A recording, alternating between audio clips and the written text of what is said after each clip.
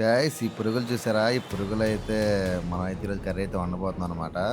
ముందుగా చూడండి కాల్చుకొని అయితే మనోడైతే టేస్ట్ అయితే చూస్తున్నాడు. టేస్ట్ అయితే అసలు మామూలుగా లేదంట. నేనైతే తినడానికి ట్రై చేశా కానీ నా వల్ల అయితే అసలు అవ్వలేదు. ఇప్పుడైతే కర్రీ అయితే వండేద్దాం. అలాగని చెప్పేసి నేను ఏ చైనా అయితే రాలేదనమాట.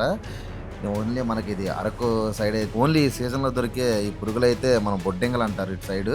ఇవైతే మనమైతే కర్రీ వండేద్దాం అనమాట. ఈ కర్రీనైతే ట్రైబల్ సైడ్ అయితే బాగా వండుకుంటారనమాట. ఇది తినడం వల్ల అయితే చాలా ఆరోగ్య సమస్యలు తగ్గుతాయని చెప్పేసి ఇటు సైడ్ అయితే చెప్తున్నారు.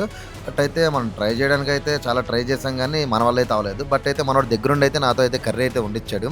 కర్రీ అయితే చూడడానికి స్మెల్ అయితే చాలా బాగుందనమాట. మన సైడ్ కాకుండా కొంచెం డిఫరెంట్‌గా అయితే ఈ కర్రీ అయితే నేనైతే ప్రిపేర్ చేశాను. మీరైతే ధైర్యం చేసి ఈ కర్రీ అయితే తినాలనుకుంటున్నారా? అయితే అరకు సైడ్ వెళ్ళినప్పుడైతే ఖచ్చితంగా అక్కడ ట్రైబల్స్‌ని అడిగైతే బొడ్డెంగలని చెప్తే వాళ్ళైతే తీసుకొచ్చి ఇస్తారు మనకైతే. ఇవి ఎక్కడ దొరుకుతాయో మీకైతే డౌట్ రావచ్చు. ఇవేంటి భూమిలోని తవ్వైతే తీస్తారనమాట. చెట్టుకి మనకి దుంప లాంటిది ఉంటదనమాట. దుంప తినడానికైతే ఈ పురుగులైతే ఉంటాయి. ఆ చెట్లనైతే తవ్వి మనోళ్ళైతే తవ్వి తీస్తారు బయటికి.